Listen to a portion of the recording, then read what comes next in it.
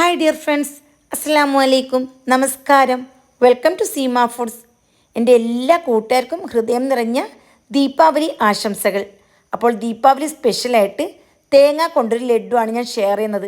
നമ്മുടെ വീട്ടിലുള്ള നമ്മുടെ കൈകളിൽ ഒതുങ്ങുന്ന ചേരുവ വച്ചിട്ട് വളരെ സിമ്പിളായിട്ട് ഉണ്ടാക്കാൻ പറ്റുന്ന ഒരു റെസിപ്പിയാണിത്. ബേക്കറിയിൽ നിന്നെല്ലാം വാങ്ങുന്ന സമയത്ത് നല്ല വില കൊടുക്കേണ്ടി വരും. പക്ഷേ ഒരു തേങ്ങ ഉണ്ടെങ്കിൽ നമുക്ക് വീട്ടിൽ തന്നെ ഉണ്ടാക്കാം. അതിനു വേണ്ടി 250 ml മെഷർമെൻറ്റ് കപ്പിൽ 1 കപ്പ് പാലെടുത്തിട്ടുണ്ട്. അതേ കപ്പിൽ അര കപ്പും പിന്നെ 1 ടേബിൾ സ്പൂണും പഞ്ചസാരയാണ് ഞാൻ ചേർത്ത് കൊടുത്തിട്ടുള്ളത്. എന്നിട്ട് രണ്ടും കൂടി നന്നായിട്ട് ഇളക്കി ഒന്ന് ചൂടാക്കി എടുക്കണം. പിന്നെ നല്ല മധുരം വേണമെന്നുണ്ടെങ്കിൽ 1/4 കപ്പ് വരെ ചേർക്കാം. ഇത് സാധാരണ ഒരു നല്ലൊരു മധുരമുണ്ട്, അത്രയും മധുരത്തിലാണ് ഞാൻ ഉണ്ടാക്കിയിട്ടുള്ളത്. ഇത് ചൂടാവുന്ന സമയം കൊണ്ട് ഇതിലേക്ക് ആവശ്യമുള്ള പാൽപ്പൊടി ഒന്ന് നമുക്ക് അളന്നെടുക്കാം. അതിനുവേണ്ടി നമ്മൾ പാലെടുത്ത കപ്പുണ്ടല്ലോ, അതേ കപ്പിൽ അര കപ്പാണ് പാൽപ്പൊടി വേണ്ടത്. അപ്പോൾ ഞാൻ 1 കപ്പ് പാലാണ് എടുത്തിട്ടുള്ളത്. അര കപ്പ് പ്ലസ് 1 ടേബിൾ സ്പൂൺ പഞ്ചസാര, അര കപ്പ് പാൽപ്പൊടി, അത്രയും ഞാനിവിടെ എടുത്തിട്ടുണ്ട്. എന്നിട്ട് ജസ്റ്റ് ഒന്ന് ചൂടായ പാലിലേക്ക് ഈ പാൽപ്പൊടി ചേർത്ത് കൊടുക്കണം. എന്നിട്ട് പെട്ടെന്ന് തന്നെ നല്ലപോലെ ഇളക്കി യോജിപ്പിച്ചെടുക്കണം. കട്ടകളൊന്നും ഇല്ലാത്ത രീതിയിൽ പാൽപ്പൊടി നന്നായിട്ട് മെൽറ്റ് ആവണം. ആ പരുവത്തിൽ നമ്മളൊന്ന് മെൽറ്റാക്കി എടുക്കണം. ഇപ്പോൾ മീഡിയം തീയിലാണുള്ളത്, തീ കൂട്ടി കൊടുക്കേണ്ട.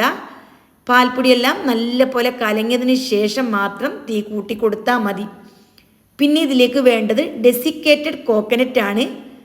അത് 1.5 കപ്പാണ് വേണ്ടത്.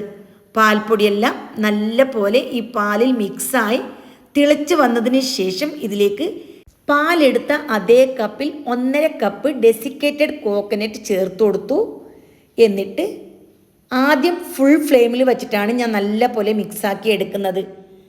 അല്പം ഒന്ന് കട്ടിയാവാൻ തുടങ്ങണം. ഇതിൻ്റെ വെള്ളമൊക്കെ വറ്റി നന്നായിട്ടൊന്ന് കുക്കാവണം. ആ രീതിയിൽ 1 മിനിറ്റ് ഫുള്ള് തീയിൽ വെച്ചാൽ മതി. അതിനുശേഷം നമുക്ക് മീഡിയം തീയിലേക്ക് മാറ്റാം. നന്നായിട്ട് തേങ്ങ കുക്കാവണം, പാലൊക്കെ നന്നായിട്ട് വറ്റി കൂറിക്കണം. ആ പരുവം ആവുന്ന രീതിയിൽ കൈയെടുക്കാതെ ഇളക്കിക്കൊണ്ട് തന്നെ ഇരിക്കണം. ഇത് പെട്ടെന്ന് അടിക്ക് പിടിക്കാൻ ചാൻസ് ഉണ്ട്. കാരണം ഇതിലേക്ക് പാലും പാൽപ്പൊടിയും തേങ്ങ ഒക്കെയാണ് ചേർത്തിട്ടുള്ളത്.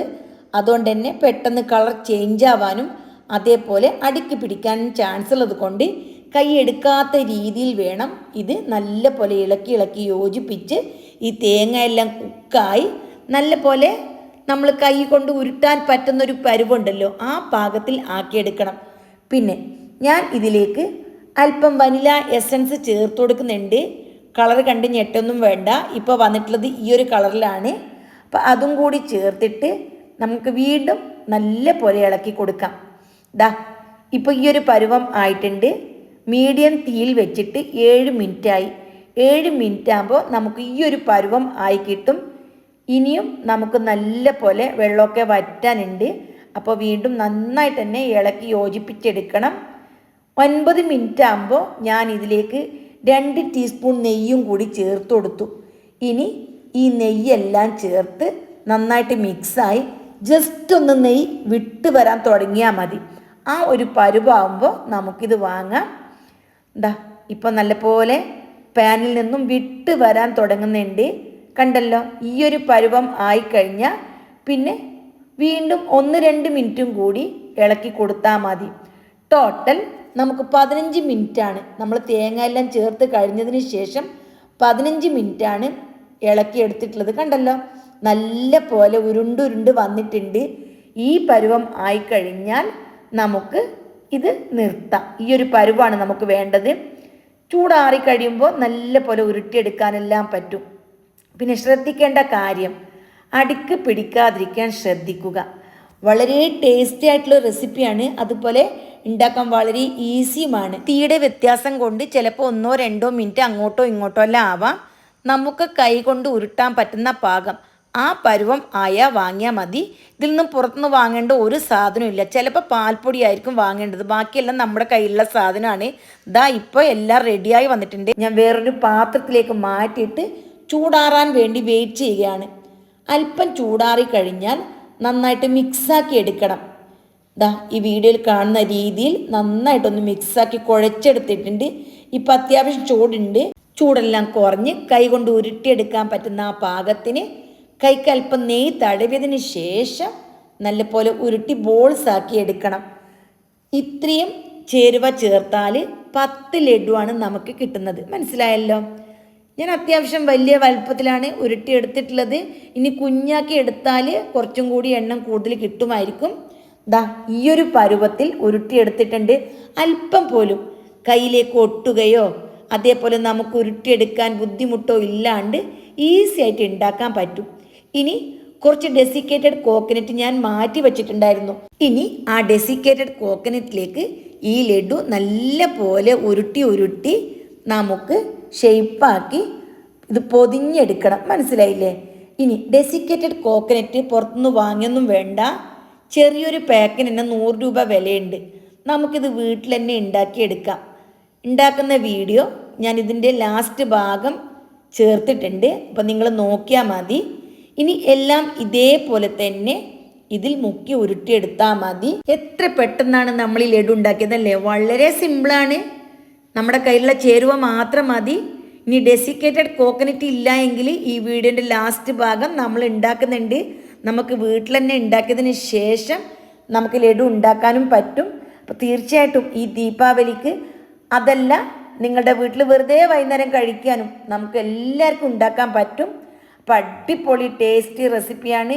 ഉണ്ടാക്കിയാൽ മാത്രം പോരാ, നിങ്ങളുടെ വിലയേറിയ ഉപദേശങ്ങൾ നിർദ്ദേശങ്ങൾ എല്ലാം എനിക്ക് കമൻ്റായിട്ട് അറിയിക്കുകയും വേണം. അപ്പോൾ കുറച്ച് ഡെസിക്കേറ്റഡ് കോക്കനട്ട് ഉണ്ടല്ലോ ഇങ്ങനെ മുകളിൽ വിതറി കൊടുക്കുന്നുണ്ട്. ഒരു വീഡിയോക്ക് വാങ്ങിക്ക് വേണ്ടി മാത്രമാണ്. അപ്പോൾ എല്ലാവരും തീർച്ചയായിട്ടും ട്രൈ ചെയ്ത് നിങ്ങളുടെ അഭിപ്രായങ്ങൾ അറിയിക്കണം. ഇനി നമുക്ക് ഡെസിക്കേറ്റഡ് കോക്കനട്ട് പൗഡർ എങ്ങനെ വീട്ടിൽ ഉണ്ടാക്കാമെന്ന് നോക്കാം. അതിനു വേണ്ടി ആദ്യം വേണ്ടത് തേങ്ങ. സാധാരണ പച്ച തേങ്ങ ഉണ്ടല്ലോ, നമ്മുടെ വീട്ടിൽ കറിക്കെല്ലാം ഉപയോഗിക്കുന്ന തേങ്ങ ഒരെണ്ണം എടുത്തിട്ടുണ്ട്. അത്യാവശ്യം വലിയ തേങ്ങ തന്നെ എടുക്കുക. ഇനി ഇത് വളരെ ചെറുതായിട്ട് തന്നെ ഞാനിവിടെ ചിരവി വെച്ചിട്ടുണ്ട്.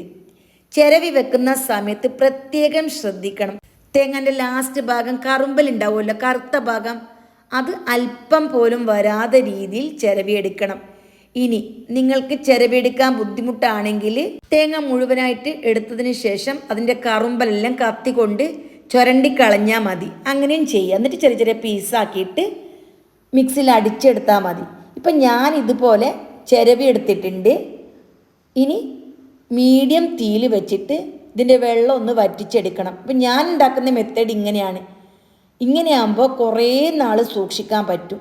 ചില ആൾക്കാർ ഇതേപോലെ ചിരവി എടുത്ത് കഴിഞ്ഞ് മിക്സിയിൽ പൊടിച്ച് ഒന്ന് റോസ്റ്റ് ചെയ്തെടുക്കും. അതിന് പകരം ചിരവിയ ഈ തേങ്ങ ഞാൻ ആദ്യം തന്നെ ഒന്ന് വറുത്തെടുക്കുന്നുണ്ട്. വറുത്തെടുക്കുമ്പോൾ പ്രത്യേകം ശ്രദ്ധിക്കണം. ലോ ടു മീഡിയം തീയിൽ വെച്ച് വേണം ഇത് വറുത്തെടുക്കാൻ. ഇതിൻ്റെ കളർ ചേഞ്ച് ആവാൻ പാടില്ല. ഇനി കറുത്ത ഭാഗം ചിരവുന്ന സമയത്ത് തേങ്ങയിലേക്ക് വന്നിട്ടുണ്ടെങ്കിൽ അത് എടുത്ത് കളയണം. അല്പം പോലും കറുത്ത ഭാഗം ഉണ്ടാവാൻ പാടില്ല. മനസ്സിലായില്ലേ? ഇതാ വളരെ ചെറിയ തീയിലിട്ട് ഞാനിവിടെ നന്നായിട്ട് ഇതൊന്ന് വറുത്തെടുക്കുന്നുണ്ട്.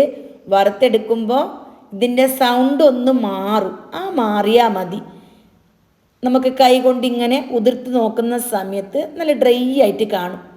നല്ല പോലെ ഉതിർന്ന് വീഴുന്നൊരു പരുവുണ്ടല്ലോ, ആ ഒരു പരുവത്തിലായിക്കഴിഞ്ഞാൽ ജസ്റ്റ് ഒന്ന് ചൂടാറണം. എന്താ ഇപ്പോൾ കറക്റ്റായിട്ട് പരുവായിട്ടുണ്ട്.